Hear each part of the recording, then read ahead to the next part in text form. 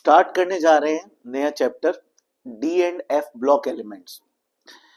अब D and F block elements में सबसे पहले हम पढ़ेंगे डी ब्लॉक एलिमेंट्स। जो पीरियोडिक टेबल होता है, डी ब्लॉक की क्या पोजीशन होती है पीरियोडिक टेबल में, आइए देखते हैं। पूरे पीरियोडिक टेबल में लेफ्ट हैंड साइड पे होता है S block, right hand side पे होता है पी ब्लॉक, और बीच में ये जो 10 ग्रुप्स, वर्टिकल ग्रुप्स या कॉलम्स जिसे आप कहेंगे, वो डी ब्लॉक के हैं, और एफ ब्लॉक को नीचे रखा जाता है पीरियोडिक टेबल के नीचे। तो ये जो 10 ग्रुप्स है, इसमें 4 रोज होती है, first row, second row, third row, fourth row. ठीक है, तो ये 4 रोज है और 10 वर्टिकल कॉलम्स है। इनको मिला के ये D block element, D block पूरा बनता है। इसमें जनरली मेटल्स होते हैं, इन्हें हम डी ब्लॉक मेटल्स भी कहते हैं। इनको हम ट्रांजिशन एलिमेंट्स या ट्रांजिशन मेटल्स भी कहते हैं। आगे बढ़ते हैं। अच्छा, ट्रांजिशन मेटल के लिए क्या डेफिनेशन बननी चाहिए?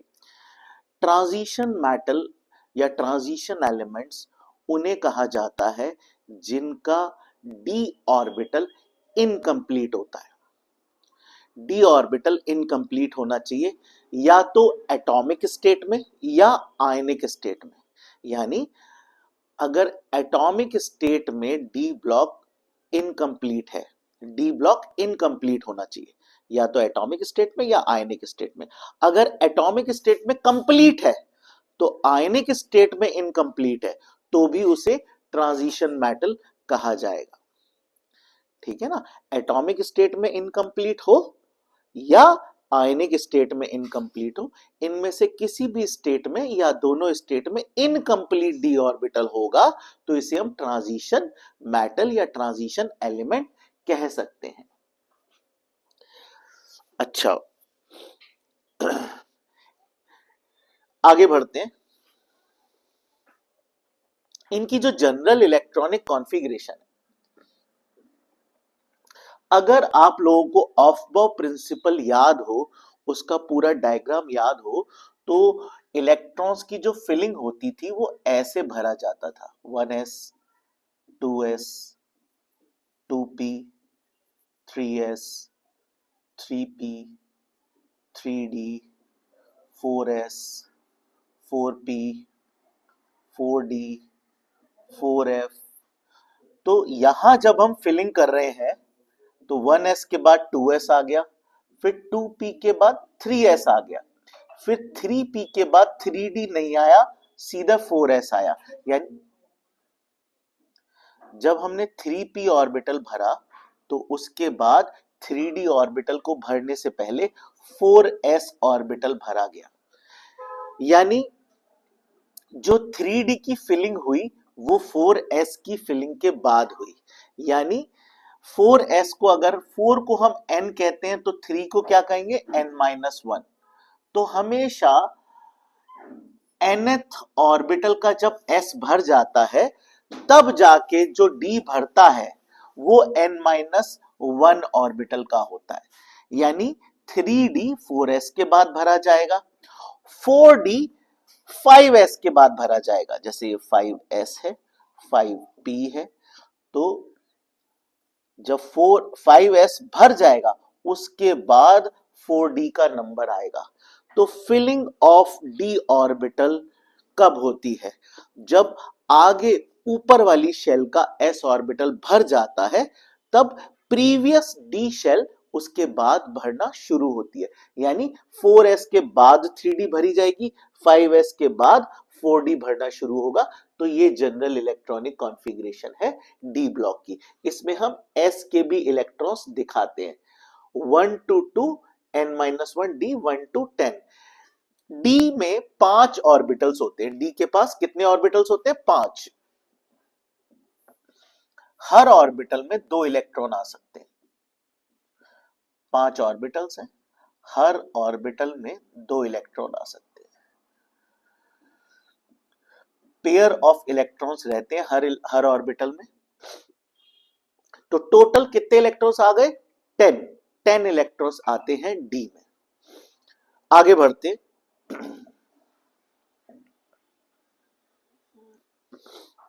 अब कुछ प्रॉपर्टीज की बात करेंगे, जनरल कैरेक्टर्स की बात करेंगे डी ब्लॉक एलिमेंट्स के।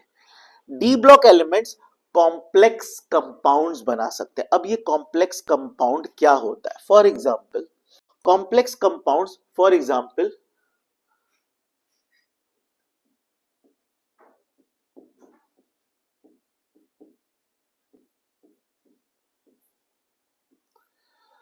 कुछ कंपाउंड्स इस तरह से होते हैं कि एक स्पीसी, जैसे ये क्या है, ये आयरन है, ये CN के साथ कोवेलेंट बॉन्ड बना रहा है और पोटेशियम के साथ आयनिक बॉन्ड बना रहा है। तो जहां पे हमारा कोवेलेंट बॉन्ड और आयनिक बॉन्ड दोनों इन्वॉल्व हो, जो एक ही स्पीसी बना रही है, कोवेलेंट बॉन्ड भी किस तरीके का हो? Coordinate covalent bond. तो जो स्पीसीज कोऑर्डिनेट बॉन्ड और आयनिक बॉन्ड दोनों साइमल्टेनियसली बनाते हैं, उस कंपाउंड को हम कोऑर्डिनेशन कंपाउंड कहते हैं। इसके ऊपर एक पूरा का पूरा चैप्टर है, इसके बारे में पूरी स्टडी करेंगे हम नेक्स्ट चैप्टर में। तो यहां पे आप ये समझ लीजिए, इस टाइप के कंपाउंड को हम कॉम्प्लेक्स कंपाउंड कहते हैं या कोऑर्डिनेशन कंपाउंड कहते हैं, जिसमें कि डी ब्लॉक एलिमेंट बहुत इंपॉर्टेंटली शामिल होता है। जैसे यहां आयरन दिख रहा है, ठीक है। आगे बढ़ते हैं। They have high melting and boiling point. उनका मेल्टिंग पॉइंट और बॉइलिंग पॉइंट किनका? ट्रांजिशन एलिमेंट्स का। चाहे आप गोल्ड ले लो, चाहे सिल्वर ले लो, चाहे आप क्रोमियम ले लो, इन सब के बॉइलिंग पॉइंट्स हाई होंगे। कॉपर ले लो, these elements have high boiling point and melting point. अच्छा, जो इनके कैटायंस होते हैं, जो इनके कैटायंस होते हैं, पॉजिटिवली चार्ज्ड आयंस होते हैं, उनमें अनपेयर्ड इलेक्ट्रॉन्स होते हैं। अनपेयर्ड इलेक्ट्रॉन्स होते हैं, यानी जो इलेक्ट्रॉन्स होते हैं वो पेयर में नहीं होते। मतलब मोस्ट ऑफ द एलिमेंट्स में पेयर में भी होते हैं और अनपेयर्ड भी होंगे। जैसे सपोज 3 अनपेयर्ड इलेक्ट्रॉन है, यहां 5 अनपेयर्ड इलेक्ट्रॉन है, यहां 4 अनपेयर्ड इलेक्ट्रॉन। यानी आप जब इलेक्ट्रॉन की फिलिंग कर रहे हो तो ऐसी सिचुएशन जरूर आएगी जहां अनपेयर्ड इलेक्ट्रॉन्स होंगे ही होंगे। बहुत रेयर स्थिति ऐसी होती है जब अनपेयर्ड इलेक्ट्रॉन्स नहीं मिलते हैं। तो किसी भी कंडीशन में डी ब्लॉक एलिमेंट्स के पास अनपेयर्ड इलेक्ट्रॉन्स होंगे ही होंगे। अनपेयर्ड इलेक्ट्रॉन्स होने की वजह से ये मेटल्स कलर्ड भी होते हैं, ये मेटल्स के अंदर मैग्नेटिक प्रॉपर्टी भी होती है, ये इलेक्ट्रिकली कंडक्टिंग भी होते हैं। तो अनपेयर्ड इलेक्ट्रॉन्स होने की वजह से बहुत सारी प्रॉपर्टीज डेवलप होती हैं। मेनली 2 प्रॉपर्टीज, एक तो कलर और दूसरा मैग्नेटिक प्रॉपर्टी, ये दोनों अनपेयर्ड इलेक्ट्रॉन्स होने की वजह से होती है। कंडक्शन जो है that is due to free electrons, यानी जब आयनाइजेशन एंथैल्पी बहुत कम होती है। खैर, दे आर मेलिएबल डक्टाइल, ठीक है, उनके अंदर लस्टर होता है, शाइन होता है। They are good conductor of heat and electricity, ये सब चीज हम बात कर चुके हैं। दे फॉर्म ऑर्गेनोमेटेलिक कंपाउंड्स, यानी वो कंपाउंड्स जो ऑर्गेनिक कंपाउंड्स भी है और मेटल के साथ भी जुड़े हुए। तो ऑर्गेनोमेटेलिक कंपाउंड्स, इसके बारे में भी हम डेप्थ में पढ़ेंगे कोऑर्डिनेशन कंपाउंड चैप्टर में। They have strong metallic bond, उनका मेटेलिक बॉन्ड भी स्ट्रॉन्ग होता है और उनके अंदर catalytic property. These compound can form organometallic compounds, ये organometallic compounds भी बना सकते हैं। They have strong metallic bond, उनका metallic bond बहुत strong होता है। They possess catalytic properties, ये बहुत अच्छे कैटलिस्ट होते हैं। जैसे वेनेडियम है, कॉपर है, सिल्वर है, गोल्ड है, आयरन है, ये सब के सब कैटलिस्ट के रूप में अच्छा काम कर सकते हैं। वेनेडियम, आयरन, ये अच्छे कैटलिस्ट का काम इसलिए कर सकते हैं क्योंकि इनके अंदर मल्टीपल वैलेंसी शो करने की प्रॉपर्टी होती है। क्रोमियम हो गया, ठीक है, they can show multiple valencies, multiple oxidation states, तो they are good catalyst because of this property. आगे बढ़ते, मेल्टिंग पॉइंट के बारे में यहाँ पे ये बात चल रही है। देखिए, अगर हम ग्राफ देखें तो फर्स्ट ट्रांजिशन सीरीज जो कि फोर्थ पीरियड में होती है, जिसे हम 3D सीरीज कहते हैं, उसकी अगर हम बात करें तो क्रोमियम तक मेल्टिंग पॉइंट बढ़ रहा है, फिर डिक्रीज होता है और फिर यहां पे बढ़ता है। तो आप देख रहे हैं एटॉमिक नंबर जैसे जैसे बढ़ रहा है, तो हम ये ऑब्जर्व करें क्रोमियम तक जाके मैक्सिमम मेल्टिंग पॉइंट है। इसका कारण है due to incomplete half filled d orbital जो क्रोमियम के अंदर है। तो अनपेयर्ड इलेक्ट्रॉन्स के नंबर यहां पे कितने होते हैं? 6। अनपेयर्ड इलेक्ट्रॉन्स जितने ज्यादा होते हैं, नेबरिंग एटम से अट्रैक्टिव फोर्सेस उतने ज्यादा इसमें लगते हैं। तो मेल्टिंग पॉइंट इस वजह से यहां मैक्सिमम शो हुआ है। दूसरी सीरीज की बात करें तो मॉलिब्डेनम का मैक्सिमम मेल्टिंग पॉइंट है, और थर्ड ट्रांजिशन सीरीज की बात करें तो टंगस्टन है वो स्पीसी, वो एलिमेंट जिसका, वो मेटल जिसका मेल्टिंग पॉइंट मैक्सिमम है। तो आप देख सकते हैं क्राइटेरिया सेम रीजन आपको मिलेगा सब में। ठीक है, आगे बढ़ते हैं। What is ionization enthalpy? पहले तो आयनाइजेशन एंथैल्पी के बारे में, उनके ट्रेंड्स के बारे में पढ़ने से पहले हम ये पढ़ेंगे आयनाइजेशन एंथैल्पी होती क्या है। अगर हम कोई मेटल है, उसको दो हिस्सों में तोड़ते हैं, एक तो कैटायन और इलेक्ट्रॉन। कहने का मतलब है किसी मेटल में से या किसी एटम में से जब इलेक्ट्रॉन को रिमूव किया जाता है, तो कभी भी हम किसी चीज को तोड़ेंगे दो हिस्सों में तो एनर्जी उसमें एब्जॉर्ब होगी। तो यहां पे एनर्जी एब्जॉर्ब होती है, तब जाके मेटल एटम दो पार्ट्स में टूटता है, यानी इलेक्ट्रॉन रिमूव हो जाता है इसका। ये जो एनर्जी एब्जॉर्ब होती है इसे हम कहते हैं आयनाइजेशन एंथैल्पी। या ये कह लीजिए कि कोई एटम है, उसके आउटर मोस्ट इलेक्ट्रॉन को जब आप रिमूव करते हैं तो जो एनर्जी आप देते हैं उसे कहते हैं, उस इलेक्ट्रॉन को रिमूव करने के लिए जो एनर्जी देते हैं उसे हम आयनाइजेशन एंथैल्पी कहते हैं। एनर्जी क्यों लगती है? क्योंकि अंदर जो न्यूक्लियस है वो पॉजिटिवली चार्ज है, वो इस नेगेटिवली चार्ज इलेक्ट्रॉन को अट्रैक्ट कर रहा है, तो इसके अट्रैक्शन को ब्रेक करना होता है। तो इस अट्रैक्शन को ब्रेक करने के लिए हमें एनर्जी देनी पड़ती है और उसे कहते हैं हम आयनाइजेशन एंथैल्पी।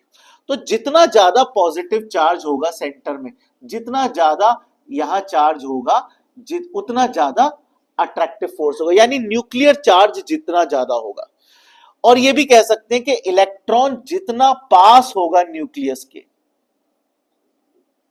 भाई दो अगर केसेस ले यहां पे, तो एक केस में इलेक्ट्रॉन दूर है, एक केस में इलेक्ट्रॉन पास है।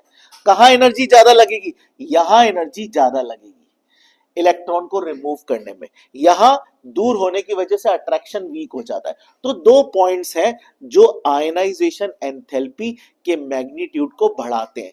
एक तो छोटा साइज, साइज छोटा होगा अट्रैक्शन ज्यादा होगा, आयनाइजेशन एंथैल्पी छोटे साइज की वजह से ज्यादा होगी, यानी ionization enthalpy is inversely proportional to size. तो एक तो ये बात हो गई। दूसरी बात होगी, जितना ज्यादा न्यूक्लियर चार्ज होगा उतना ज्यादा अट्रैक्शन होगा, उतनी ज्यादा आपको आयनाइजेशन एंथैल्पी देनी पड़ेगी। तो दूसरा पॉइंट हो गया, ionization enthalpy is directly proportional to nuclear charge. Nuclear charge तो inversely proportional to size and directly proportional to nuclear charge. तो ये दो बातें ध्यान रखिए। तो जैसे जैसे हमारा न्यूक्लियर चार्ज बढ़ेगा आयनाइजेशन एंथैल्पी बढ़ेगी, और साइज घटेगा तो भी आयनाइजेशन एंथैल्पी बढ़ेगी। तो आयनाइजेशन एंथैल्पी क्या? It is the energy given to an atom to remove its outermost electron, यानी आखिरी इलेक्ट्रॉन को, बाहरी इलेक्ट्रॉन को रिमूव करने के लिए जो एनर्जी दी जाती है उसे हम आयनाइजेशन एंथैल्पी कहते हैं। और ये इन दो प्रॉपर्टीज पे मेनली रिलाय करती है। और भी बहुत सारे पॉइंट्स हैं। आयनाइजेशन एंथैल्पी स्क्रीनिंग इफेक्ट पे भी डिपेंड करती है, यानी जितना ज्यादा स्क्रीनिंग इफेक्ट होगा उतना ज्यादा आयनाइजेशन एंथैल्पी कम होगी। स्क्रीनिंग इफेक्ट क्या होता है कि मान लीजिए अंदर भी एक ऑर्बिटल है, अब अंदर वाला आपका न्यूक्लियस इस इलेक्ट्रॉन को खींच रहा है, लेकिन अंदर वाला इलेक्ट्रॉन इस इलेक्ट्रॉन को रिपेल कर रहा है, वो कह रहा है निकल जा, रिपल्शन, और ये न्यूक्लियस अट्रैक्ट कर रहा है। तो यानी कि अब आप अगर इलेक्ट्रॉन निकालना चाहते हैं तो ये अंदर वाला इलेक्ट्रॉन जो इस इलेक्ट्रॉन को रिपेल कर रहा है, ये आपके सपोर्ट में काम कर रहा है, ये रिपल्शन करके, रिपेल करके सपोर्ट कर रहा है कि कम एनर्जी खर्च हो इस इलेक्ट्रॉन को रिमूव करने के लिए। तो अंदर के इलेक्ट्रॉन जब बाहर वाले इलेक्ट्रॉन को रिपेल करते हैं, अंदर जो इलेक्ट्रॉन मौजूद हैं दूसरे इलेक्ट्रॉन्स, वो जब एक पर्टिकुलर इलेक्ट्रॉन को रिपेल करते हैं, और रिपेल करेंगे क्योंकि चार्ज सेम है, तो रिपेल करते हैं, इसे हम कहते हैं स्क्रीनिंग इफेक्ट। ये स्क्रीनिंग इफेक्ट आयनाइजेशन को सपोर्ट करता है। भाई अंदर से कोई चीज धक्का दे रही है तो आप निकाल सकते हो इलेक्ट्रॉन को आराम से। तो ये क्या करता है, अपोजिट डायरेक्शन में काम करता है न्यूक्लियर अट्रैक्शन के। तो आयनाइजेशन एंथैल्पी की वैल्यू कम हो जाती है जब स्क्रीनिंग इफेक्ट ज्यादा होता है, आप आराम से इलेक्ट्रॉन को निकाल सकते हैं। तो ये भी एक फैक्टर है। तो 3 फैक्टर हो गए, यानी आयनाइजेशन एंथैल्पी की वैल्यू कम कब होगी, जब स्क्रीनिंग इफेक्ट ज्यादा होगा। तो यानी आयनाइजेशन एंथैल्पी इनवर्सली प्रोपोर्शनल है स्क्रीनिंग इफेक्ट, इसे हम शील्डिंग इफेक्ट भी कहते हैं, स्क्रीनिंग इफेक्ट को, सॉरी इनवर्सली प्रोपोर्शनल।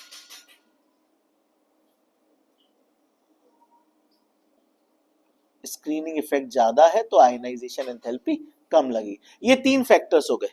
चौथा क्या है, अगर कोई एटम किसी वजह से नोबल गैस इलेक्ट्रॉनिक कॉन्फ़िगरेशन प्राप्त कर लेता है तो इलेक्ट्रॉन निकालना मुश्किल हो जाए क्योंकि वो स्टेबल हो जाता है।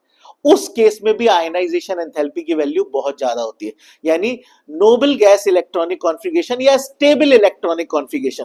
अब स्टेबल इलेक्ट्रॉनिक कॉन्फ़िगरेशन हमें कहां मिलती है, chromium half filled d orbital की वजह से स्टेबल होता है, कॉपर फुली फिल्ड ऑर्बिटल्स की वजह से स्टेबल होता है, लेकिन आउटर इलेक्ट्रॉन कहीं और है। तो ऐसी सिचुएशन, इस टाइप के स्पीसीज जिनमें फुली फिल्ड या हाफ फिल्ड हो, वो सिचुएशंस हम आगे पढ़ेंगे। तो यानी नोबल गैस इलेक्ट्रॉनिक कॉन्फ़िगरेशन होने की वजह से भी आपकी आयनाइजेशन एंथैल्पी ज्यादा हो सकती है, ठीक है। और न्यूक्लियर चार्ज ज्यादा होगा तो आयनाइजेशन एंथैल्पी ज्यादा होगी ही होगी, ठीक है। चलिए आगे बढ़ते हैं।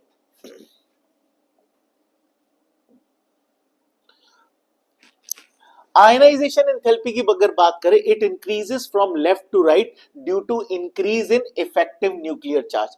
भाई लेफ्ट टू राइट जा रहे हैं तो इफेक्टिव न्यूक्लियर चार्ज बढ़ रहा है, वही पॉइंट आ गया, इफेक्टिव न्यूक्लियर चार्ज बढ़ रहा है, इसलिए आयनाइजेशन एंथैल्पी की वैल्यू ज्यादा होती है। The first ionization enthalpy of zinc, cadmium, mercury are very high due to fully filled d orbital। देखा, fully filled d orbital है इसलिए फर्स्ट आयनाइजेशन एंथैल्पी ज्यादा है, ठीक है। Chromium and copper shows unusually high value of second ionization enthalpy.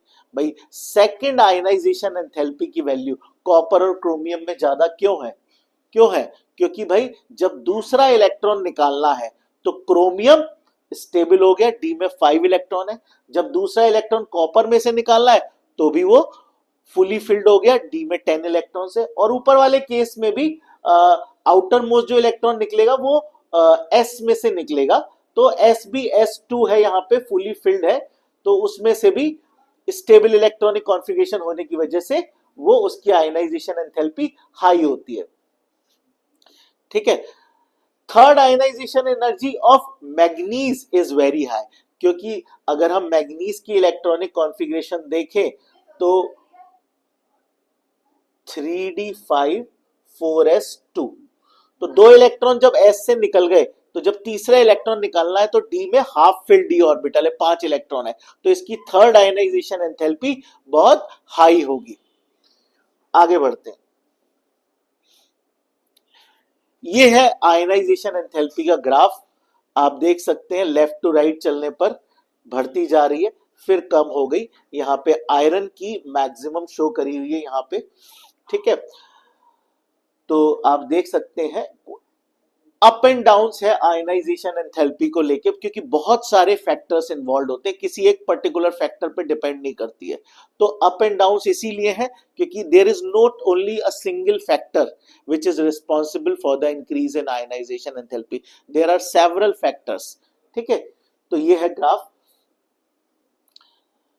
अच्छा, अब हम बात करेंगे एटॉमिक साइज या आयनिक साइज की। तो वो कैसे वेरी करता है? जब हम लेफ्ट टू राइट जाते हैं एटॉमिक साइज जनरली डिक्रीज करता है। इसके क्या रीजंस हैं? एक तो न्यूक्लियर चार्ज बढ़ता है, लेफ्ट टू राइट जाने पे इफेक्टिव न्यूक्लियर चार्ज बढ़ता है, क्योंकि प्रोटॉन्स भी बढ़ते हैं और इलेक्ट्रॉन्स भी बढ़ते हैं। इलेक्ट्रॉन्स जब बढ़ते हैं तो ऑर्बिट बड़ा होने की वजह से इलेक्ट्रॉन का चार्ज सिंक कर जाता है, तो इलेक्ट्रॉन के बढ़ने से जो उनका रिपल्शन है वो इतना इफेक्टिव नहीं है। लेकिन जब प्रोटॉन बढ़ते हैं तो बहुत छोटी सी जगह न्यूक्लियस में बढ़ते हैं, तो उनका बढ़ना बहुत इफेक्टिव होता है। तो इफेक्टिव न्यूक्लियर चार्ज बढ़ने की वजह से लेफ्ट टू राइट जाने पे साइज डिक्रीज होता है। ये पूरे पीरियोडिक टेबल में ये ट्रेंड तो कॉमन है कि on moving left to right atomic size decreases due to increase in effective nuclear charge. ठीक है, on moving down the group, नीचे आने पे भैया शेल्स बढ़ती है तो साइज बढ़ेगा ही बढ़ेगा। तो जनरल ट्रेंड की अगर बात करें, ऊपर से नीचे आने पर एटॉमिक साइज बढ़ता क्यों है? ऊपर से नीचे आने पर एटॉमिक साइज इसलिए बढ़ता है, ऊपर अगर एक शेल है तो नीचे 2 हो गई, और नीचे जाओगे तो 3 हो गई, तो शेल्स का नंबर बढ़ता जा रहा है, इसलिए एटॉमिक साइज बढ़ता जा रहा है। You can see due to increase in the number of shells. आगे बढ़ते हैं। It is observed that atomic radii of third series elements are virtually same as the second series due to lengthenide contraction। हाँ, ये बहुत important concept है कि यहां पे हमारे पास डी ब्लॉक में फर्स्ट सीरीज है, फर्स्ट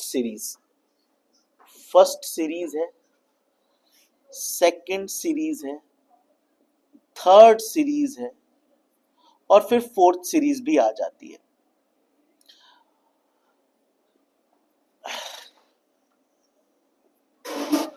ये है हमारी फोर्थ पीरियड में, ये जो सीरीज है डी ब्लॉक की,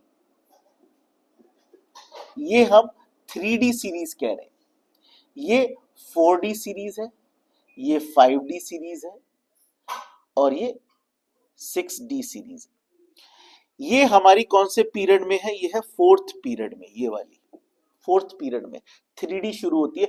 4s के भरने के बाद ही 3D भरा जाता है, एक स्टेप पीछे चलता है डी, ऑफबो प्रिंसिपल के अनुसार हम पढ़ चुके हैं। इसके पीछे N+L रूल भी लगता है।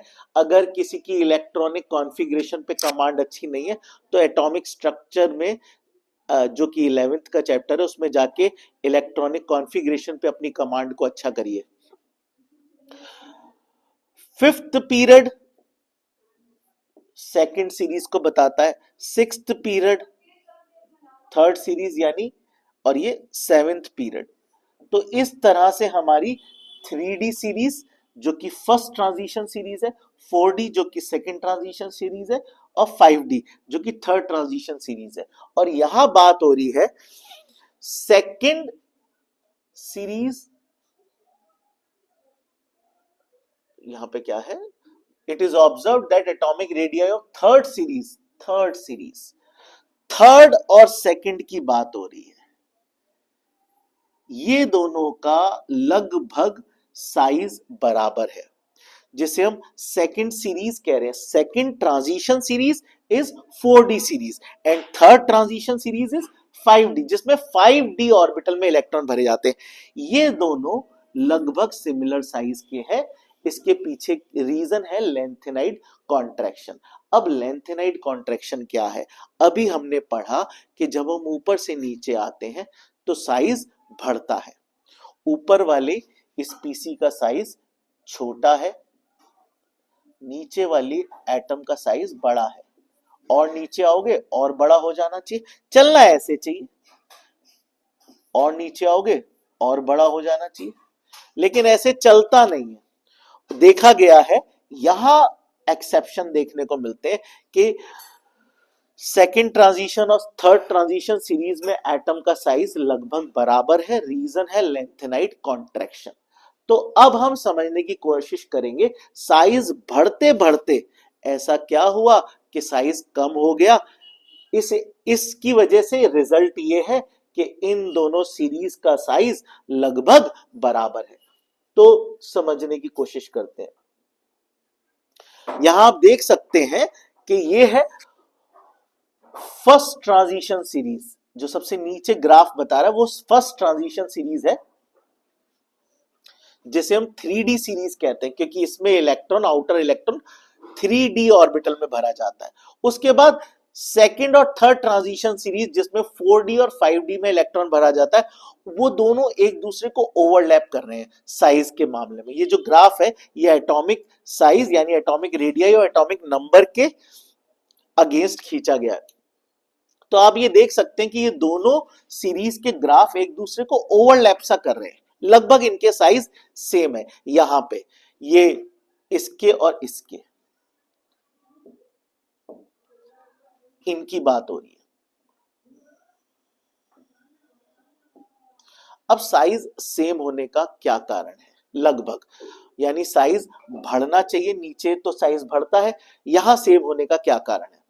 यहां क्या होता है, साइज को दो चीजें इफेक्ट करती हैं। मैंने आपको अभी पहले भी बताया, जब आप लेफ्ट टू राइट बढ़ते हैं तो आपका न्यूक्लियर चार्ज बढ़ता जाता है, न्यूक्लियर चार्ज बढ़ता जा रहा है।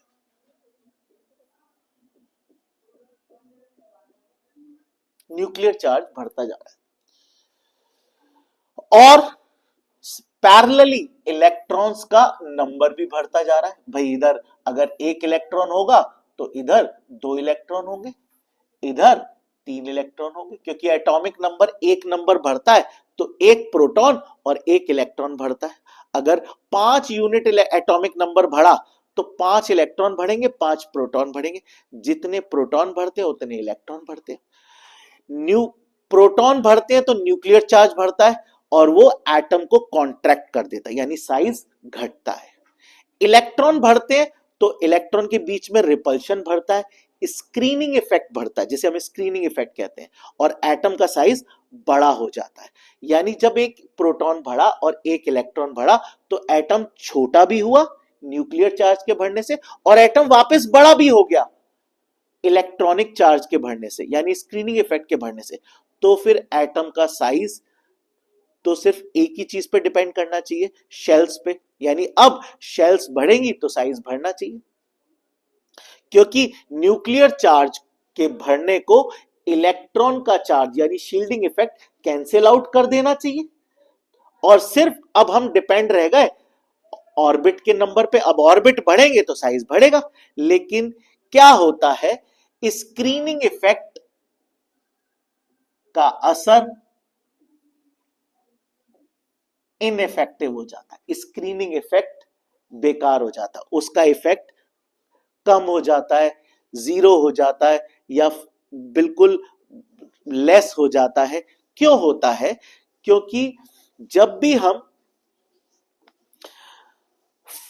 4D सीरीज के बाद 4D सीरीज से 5D सीरीज में आते हैं तो हमारे को 14 एक्स्ट्रा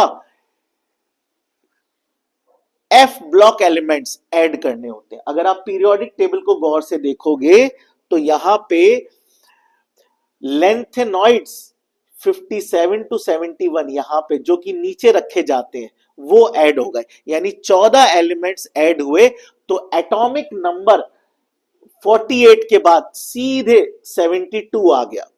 तो ये 14 जो एलिमेंट्स है, या कह लो 57 के बाद, 57 पहले लेंथेनम इंक्लूडेड था, अब लेंथेनम को हम नीचे रखते हैं और 57 के बाद 72 आ गया, यानी बीच के जो 14 एलिमेंट्स हैं उन्होंने क्या किया, 14 प्रोटॉन्स एक साथ बढ़ा दिए, यानी न्यूक्लियर चार्ज को झटके से बढ़ा दिया।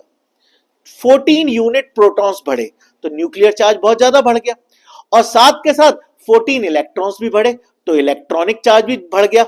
लेकिन इलेक्ट्रॉन जो है वो बहुत बड़े ऑर्बिट में होता है। अगर हम बात करें एक न्यूक्लियस का रेडियस और एक ऑर्बिट का रेडियस, इसमें 10⁵ टाइम्स का बड़ा डिफरेंस होता है। यानी एक ऑर्बिट जो है उसका रेडियस एक न्यूक्लियस के रेडियस से 1,00,000 गुना बड़ा होता है। तो इलेक्ट्रॉन का जितना भी चार्ज होता है वो सिंक कर जाता है या इनइफेक्टिव हो जाता है। जैसे आप एक चम्मच चीनी एक समंदर में घोलें और सोचे कि समंदर का पानी मीठा हो गया, तो कभी हो सकता है? नहीं। तो इलेक्ट्रॉन का चार्ज जब किसी ऑर्बिट में जाता है तो उसका इफेक्ट प्रोटॉन के चार्ज के इफेक्ट के सामने जीरो होता है, क्योंकि प्रोटॉन एक छोटी सी जगह में जाता है और इलेक्ट्रॉन समंदर जैसे बड़े ऑर्बिट, हालांकि ऑर्बिट इतना बड़ा नहीं है पर उसके कंपैरिजन में समंदर जितना बड़ा है, तो इतने बड़े ऑर्बिट में जाता है तो इलेक्ट्रॉन का चार्ज सिंक कर जाता है, यूजलेस हो जाता है, इनइफेक्टिव हो जाता है। तो यहां पे शील्डिंग इफेक्ट इनइफेक्टिव हो गया। अब इफेक्ट किसका मौजूद है? सिर्फ और सिर्फ न्यूक्लियर चार्ज का। तो हम जब दोनों को कंपेयर करते हैं, शील्डिंग इफेक्ट जो कि इफेक्टिव नहीं है और न्यूक्लियर चार्ज इफेक्टिव है, तो हम ओवरऑल इनको बोलते हैं इफेक्टिव न्यूक्लियर चार्ज। हम सिर्फ न्यूक्लियर चार्ज नहीं बोलते, बोलते इफेक्टिव न्यूक्लियर चार्ज इंक्रीज कर रहा है। और 14 इलेक्ट्रॉन्स का जो शील्डिंग इफेक्ट है उसका कोई इफेक्ट नहीं है, वो इम्प्रॉपर शील्डिंग दे रहा है। तो अगर हम रीजन लिखेंगे तो इसमें दो बातें एक साथ लिखेंगे। What is lanthanide contraction? Lanthanide contraction is कि the size which should be increased from while moving from 4D to 5D series, it does not increase. The size which should be increased, it does not increase, but a contraction is observed. यानी ये contraction को observe किया जाता है, which makes a similar size, which creates a similar size between 4D and 5D series. The reason is that कि due to improper shielding या ineffective shielding of 14 electrons, ठीक है, of 4D series, ठीक है, तो उनका ineffective shielding and due to increase in effective nuclear charge. तो ineffective shielding of 14 electrons and effective increase in effective nuclear charge, तो दोनों बातों को आप एक साथ बोलेंगे, यानी increase in effective nuclear charge and due to improper shielding of 14 added electrons, क्योंकि वहां पे इंट्रोड्यूस हुई है ये एफ ब्लॉक एलिमेंट्स, ठीक है। तो इट इज ऑब्जर्व्ड, तब जाके लेंथेनाइट कॉन्ट्रैक्शन होता है। चलिए आगे बढ़ते हैं। तो आप देख सकते हैं लेफ्ट टू राइट जा रहे हैं, एटॉमिक रेडियाई घटता जा रहा है, और अलोंग द पीरियड की अगर बात करें तो ये this is observed, left to right जा रहे हैं, एटॉमिक साइज घटता जा रहा है और फिर थोड़ा स्टेगनेंट हो जाता है यहां पे इस रीजन में आके, क्योंकि यहां पे क्या अनपेयर्ड इलेक्ट्रॉन्स बढ़ जाते हैं, थोड़ा रिपल्शन होने लगता है, साइज घटते घटते थोड़ा सा बढ़ने लगता है। तो यहां पे this is due to unpaired electrons. फिर आप देखेंगे there is a rapid increase zinc के साथ, ठीक है। अब आते हैं हम ऑक्सीडेशन स्टेट। ऑक्सीडेशन स्टेट क्या चीज है? ऑक्सीडेशन स्टेट पे पूरा अलग से वीडियो है। ऑक्सीडेशन स्टेट एक्चुअली में पहले क्या चीज होती है कि सपोज कोई स्पीसी है, मान लीजिए सल्फ्यूरिक एसिड की बात करते हैं H2SO4।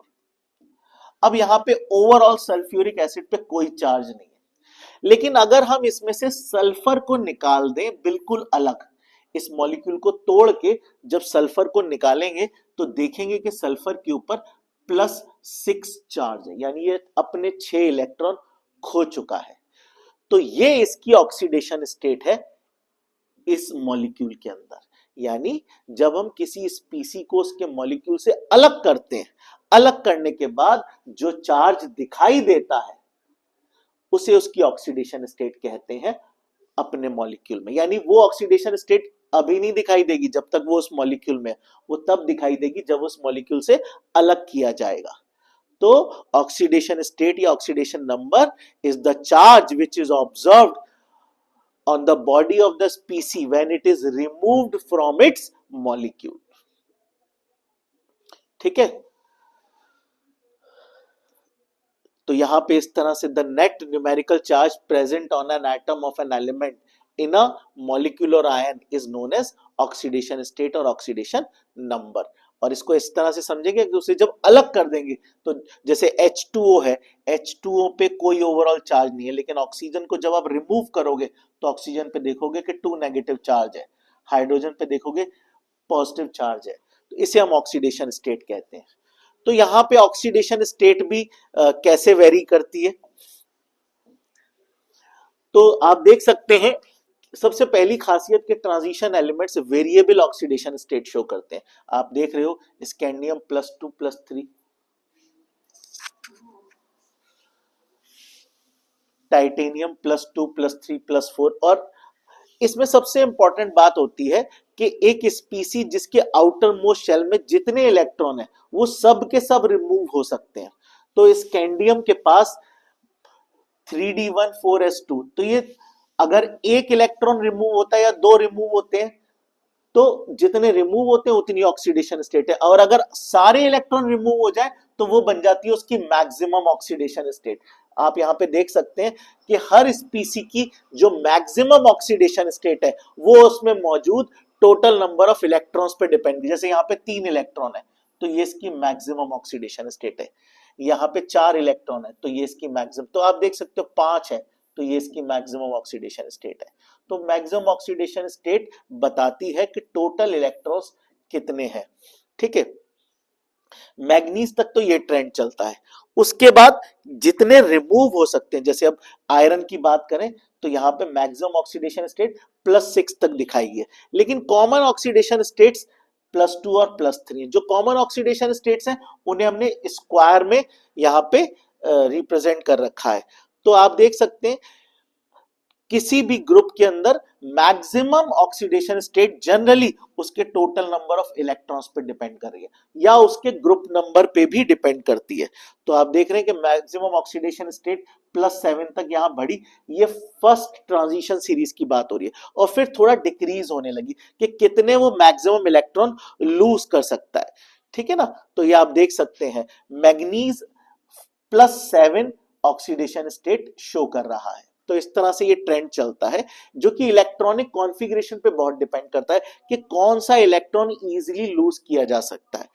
वो स्टेबिलिटी पे भी डिपेंड करता है, वो आयनाइजेशन एंथैल्पी पे भी डिपेंड करता है, वो इलेक्ट्रोड पोटेंशियल पे भी डिपेंड करता है। तो बहुत सारी चीजें हैं।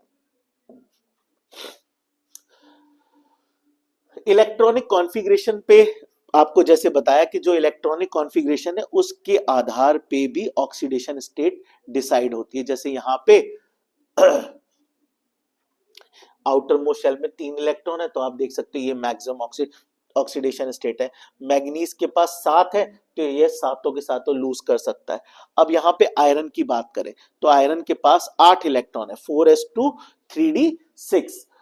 तो यहाँ पे इस तरह से ये इलेक्ट्रॉनिक कॉन्फ़िगरेशन पे डिपेंड करता है। तो यहाँ पे जितने इलेक्ट्रॉन्स वो मैक्सिमम रिलीज कर सकता है, बहुत सारे फैक्टर्स हैं। ठीक है, यहां पे आप देख रहे होंगे कि क्रोमियम और कॉपर की इलेक्ट्रॉनिक कॉन्फ़िगरेशन हाईलाइटेड है। उसका कारण ये है, यहां पे एक्चुअली में 3d4 4s2 होना चाहिए था, लेकिन एक इलेक्ट्रॉन 4s ऑर्बिटल से 3d में चला गया है और जाने के बाद d ऑर्बिटल को हाफ फिल्ड कर दिया है। जो पहले d4 था अब d5 हो गया है। इसका कारण है कि अब इसने स्टेबिलिटी एक्वायर कर ली है। स्टेबिलिटी पाने की वजह से एक इलेक्ट्रॉन यहां से खींच लिया। ऐसे ही 3d में 9 होने चाहिए थे कॉपर में, और इसने एक इलेक्ट्रॉन खींच लिया है और 3d में 10 हो गया। ऐसा इसलिए क्योंकि exactly half filled and fully filled orbitals are extra stable. तो क्रोमियम और कॉपर की इलेक्ट्रॉनिक कॉन्फ़िगरेशन एक्सेप्शनल है। डी में जहां 4 होने चाहिए थे, क्रोमियम में 5 होते हैं क्योंकि हाफ फिल्ड एक्स्ट्रा स्टेबल होता है। कहां से खींचा, 4s2 से 4s1 कर दिया। ऐसे ही कॉपर ने कर लिया, 4s2 से 4s1 कर दिया और डी में 9 से 10 कर लिया, क्योंकि यहां पे ये फुली फिल्ड डी ऑर्बिटल है। Half filled and fully filled d orbitals are extra stable, इसलिए इन दोनों की इलेक्ट्रॉनिक कॉन्फ़िगरेशन एक्सेप्शनल है।